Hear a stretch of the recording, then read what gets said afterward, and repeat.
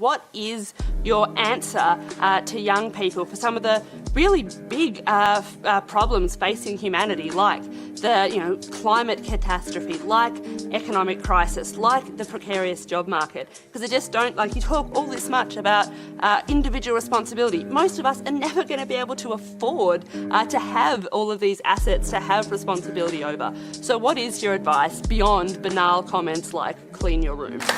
Well, it's actually rather difficult to answer a question that ends with your comments are banal politely.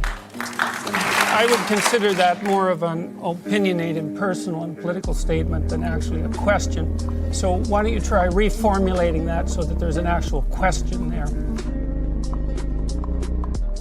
So a really good tactic in discussions and arguments, especially when someone's coming after you, is to recognize what we call leading questions, right? A leading question is a question that has baked in a lot of assumptions about who you are. And in fact, it's asked in the question form, but that question throws a lot of labels at you that you are this, right? And what Peterson does really well, dissect the framework of that question and they destroy the assumptions that that question presents to them so that they don't fall into that frame.